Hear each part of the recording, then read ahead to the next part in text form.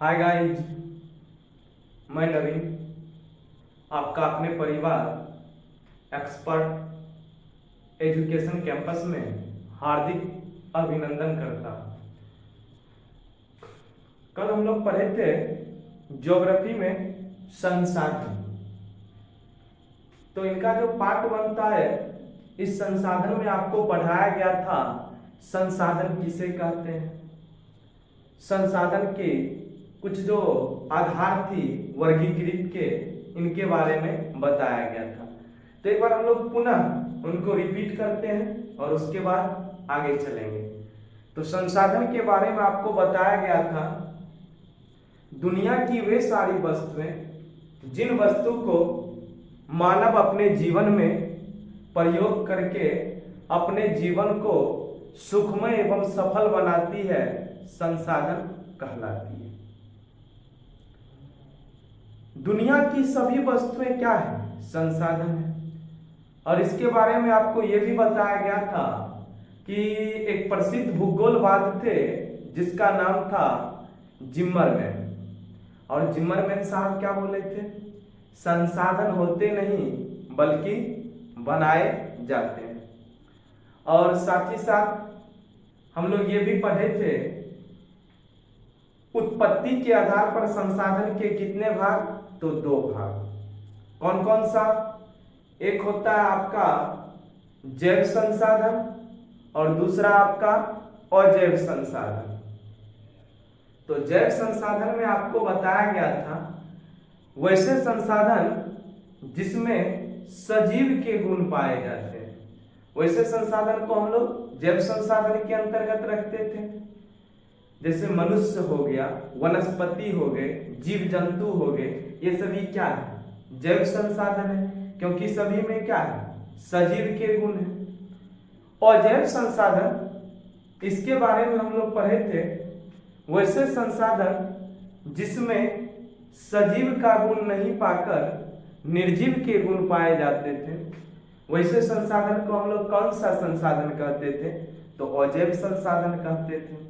जैसे पेट्रोल हो गया, डीजल हो गया, केरोसिन तेल हो गया, कोयला हो गया, टेबल कुर्सी, ये सभी क्या है? एक अजैव संसाधन है। उसके बाद आपको ये बताया गया था कि उपयोग के आधार पर संसाधन के कितने पार्ट? तो इसके भी 2 पार्ट। एक होता था नवीकरणीय संसाधन और एक होता था अनवीकरणीय संसाधन। नवीकरणीय संसाधन वैसे संसाधन जिसका एक बार प्रयोग कर लेने के बाद पुनः प्रयोग में लाए जाते थे, वैसे संसाधन को हम लोग कौन सा संसाधन कहते थे? नवीकरणीय संसाधन। जैसे सौर ऊर्जा हो गया, जल विद्युत ऊर्जा हो गया, पवन ऊर्जा हो गया इत्यादि। और नवीकरणीय संसाधन में आपको यह बताया गया था कि वैसे संसाधन जिसका एक बार प्रयोग कर लेने के बाद दोबारा प्रयोग में नहीं लाया जाता है, वैसे संसाधन को हम लोग कौन सा संसाधन कहते थे? और नवीकरणीय संसाधन। जैसे में हो गया आपका कोयला, पेट्रोल, डीजल, ये सभी का एक बार प्रयोग कर लेने के बाद दोबारा प्रयोग में नहीं लाया जाता है। तो आज हम लोग जानेंगे स्वामित्व, मतलब जो अधिकार है। जैसे संसाधन है तो संसाधन पर किसी न किसी का स्वामित्व है या अधिकार है। तो इन स्वामित्व या अधिकार के आधार पर संसाधन को कितने भागों में वर्गीकृत किए गए हैं? तो स्वामित्व या अधिकार के आधार पर जो है संसाधन को 4 भागों में वर्गीकृत किए गए हैं। कितने भागों में? 4 भागों में। एक होता है आपका व्यक्तिगत संसाधन, या इसको आप कह सकते हैं निजी संसाधन। दूसरा होता है आपका सार्वजनिक संसाधन, या आप इसको कह सकते हैं सामुदायिक संसाधन। तीसरा होता है आपका जो है राष्ट्रीय संसाधन, और चौथा आपका क्या होता है? अंतरराष्ट्रीय संसाधन। तो एक एक करके हम लोग जानेंगे कि सार्वजनिक संसाधन क्या है, व्यक्तिगत संसाधन क्या है, राष्ट्रीय संसाधन क्या है और अंतरराष्ट्रीय संसाधन क्या है। तो देखिए, ये है आपका मुख्य बिंदु जो कि आधार है, स्वामित्व या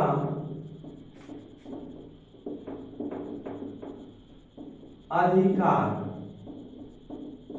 स्वामित्व या अधिकार के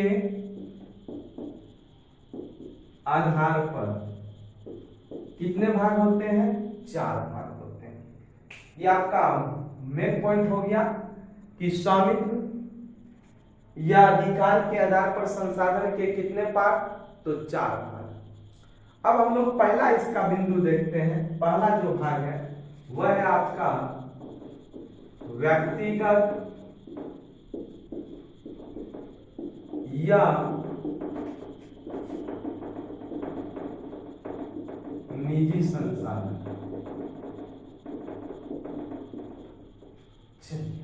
समझिए इसको। पहला पॉइंट है आपका व्यक्तिगत या निजी संसाधन। वैसे संसाधन जिस पे किसी खास व्यक्ति का अधिकार है। मान के चलिए ये मार्कर अगर आपका है तो इस पे सिर्फ आपका ही अधिकार है। तो वैसे संसाधन जिस पे किसी खास व्यक्ति का अधिकार होता है, वैसे संसाधन को हम लोग व्यक्तिगत या निजी संसाधन कहते हैं। जैसे मान के चलिए आपका जो जमीन का क्षेत्र है या आपके पास जितना जमीन का एरिया है वे सिर्फ आपका है, उन पे आपका अधिकार है। इसी तरह से जो वस्तुएं आपका अपना निजी है वे सभी किसके अंतर्गत आएगा? व्यक्तिगत या निजी संसाधन के अंतर्गत। तो परिभाषा यहाँ पे हम लिख देते हैं और आप लोग नोट कर लीजिए। तो आप लिख सकते हैं वैसे संसाधन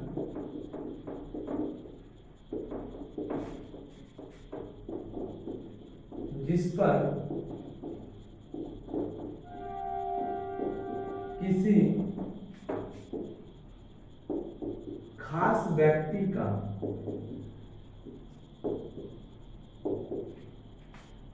अधिकार हो,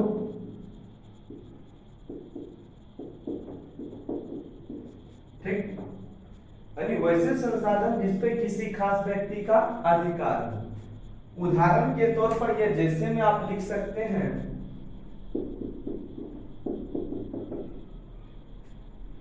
आपका हो जाएगा निजी स्कूल,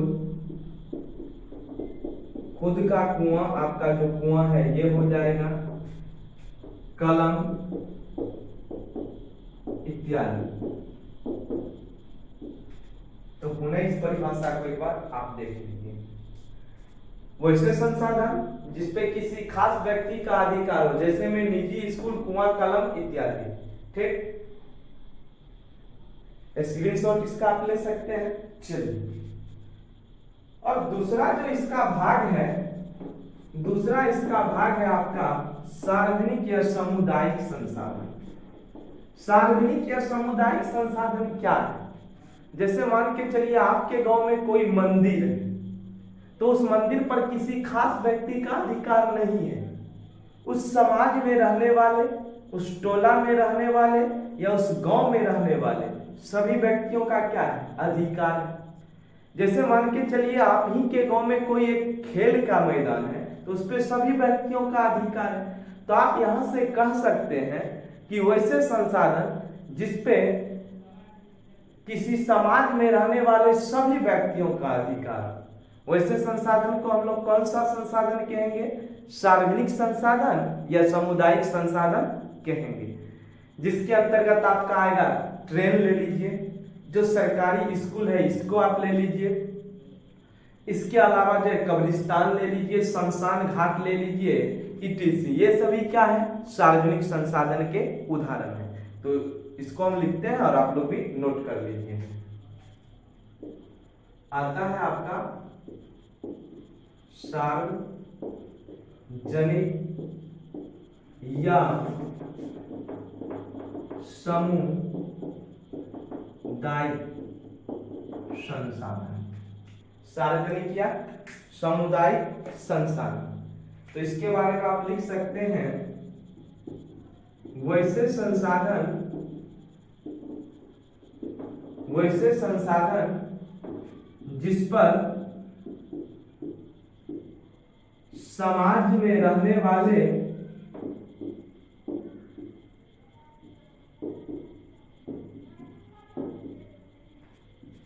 सभी व्यक्तियों का अधिकार, सभी व्यक्तियों का अधिकार। तो वैसे संसाधन जिसपे समाज में रहने वाले सभी व्यक्तियों का अधिकार हो, जैसे आपका हो जाएगा सरकारी स्कूल, उदाहरण में कॉलेज जो कि सरकारी हो, शमशान घाट,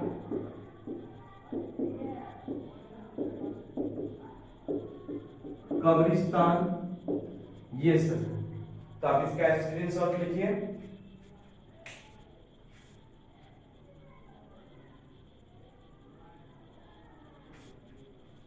चलिए ले लिए होंगे स्क्रीनशॉट। आइए अब हम लोग इसका पढ़ते हैं तीसरा।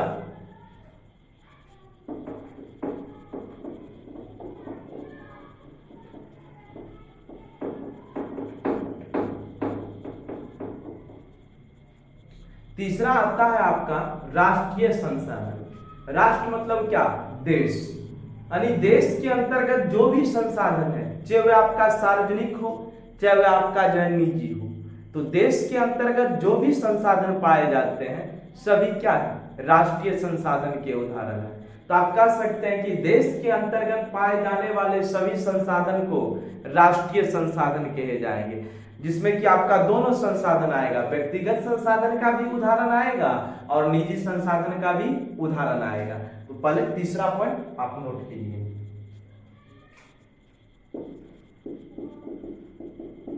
राष्ट्रीय संसाधन देश के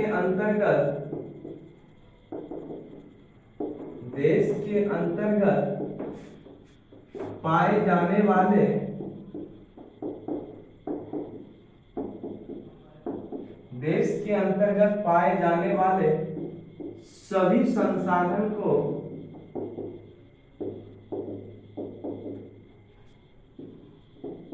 राष्ट्रीय संसाधन कहे जाते हैं। उदाहरण के तौर पे आप इसमें लिख सकते हैं दोनों चीज, व्यक्तिगत क्षेत्र का भी उदाहरण आप लिख सकते हैं, प्लस में सार्वजनिक क्षेत्र का भी उदाहरण आप लिख सकते हैं। तो नोट कर लीजिए, राष्ट्रीय संसाधन में अभी आपने क्या पढ़ा? देश के अंतर्गत पाए जाने वाले सभी संसाधन को राष्ट्रीय संसाधन कहे जाते हैं। उदाहरण व्यक्तिगत प्लस सार्वजनिक। तो चलिए अब हम लोग आते हैं, चौथा जो इनका संसाधन है वह है आपका अंतरराष्ट्रीय संसाधन।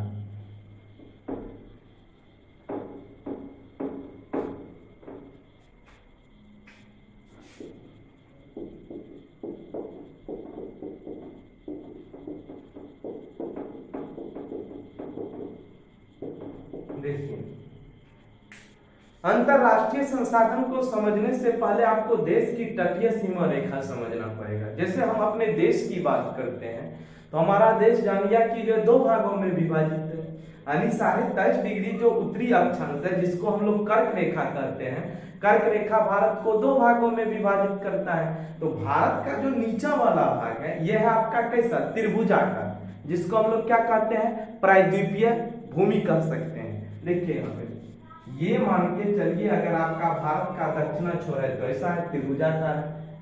इधर में कौन सी खाड़ी है? बंगाल की खाड़ी है। नीचे में कौन सा महासागर है? हिंद महासागर है। और इधर क्या है? तो अरब सागर।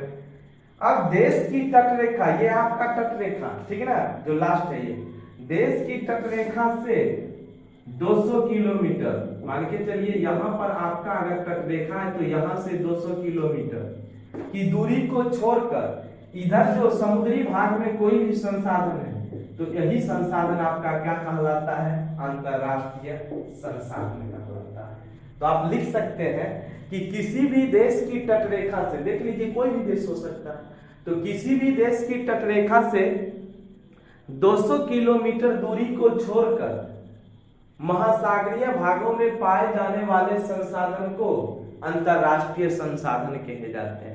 और अंतरराष्ट्रीय संसाधन पर किसी एक देश का अधिकार नहीं होता है, बल्कि सभी देशों का अधिकार होता है। चाहे इसके अंतर्गत मान के चलिए कि आपका जो है पेट्रोल का जो कुआं है ये पाया जाए या कोई भी खनिज पाया जाए, उस पे क्या होगा, सभी देशों का अधिकार होगा। तो आप इसको लिख लीजिए, किसी भी देश के तटरेखा से 200 किलोमीटर की दूरी को छोड़कर, किसी भी देश की तटरेखा से 200 किलोमीटर की दूरी को छोड़कर महासागरीय भागों में पाए जाने वाले संसाधन क्या कहलाएगा, अंतरराष्ट्रीय संसाधन। तो अब यहां से एक क्वेश्चन ये बन जाता है क्या कि 200 किलोमीटर का क्षेत्र क्या कहलाएगा, ये तटरेखा से 200 किलोमीटर का क्षेत्र। तो आप नोट कर सकते हैं, इसको हम लोग जो है आर्थिक अपवर्जक क्षेत्र कहते हैं। ठीक, तो स्वामित्व या अधिकार के आधार पर आपका समाप्त हो गया। अब हम लोग जानेंगे विकास के आधार पर संसाधन को कितने भागों में बांटे गए हैं।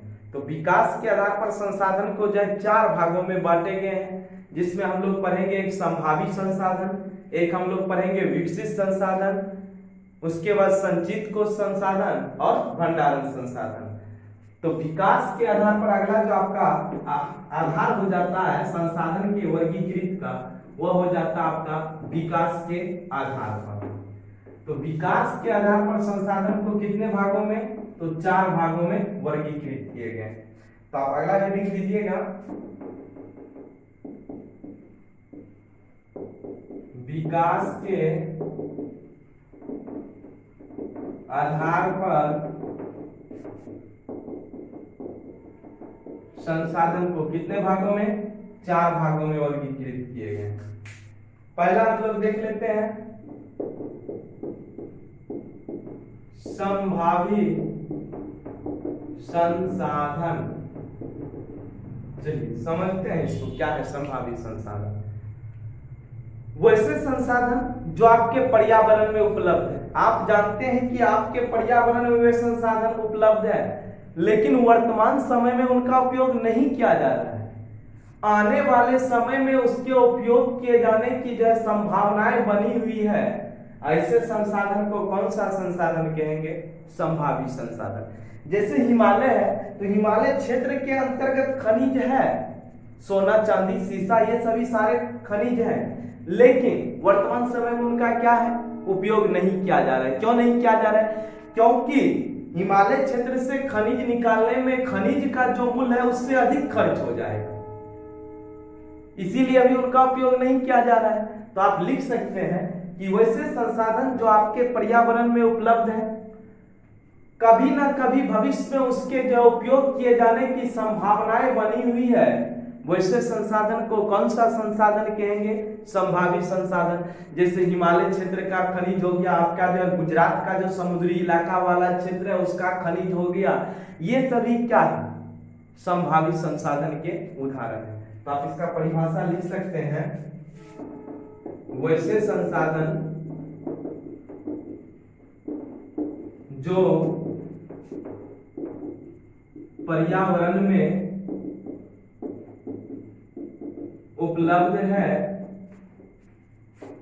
वर्तमान समय में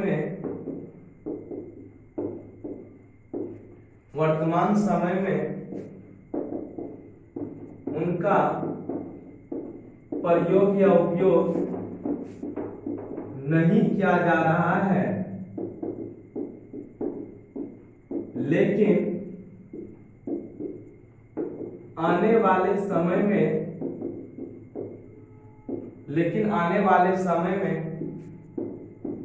उपयोग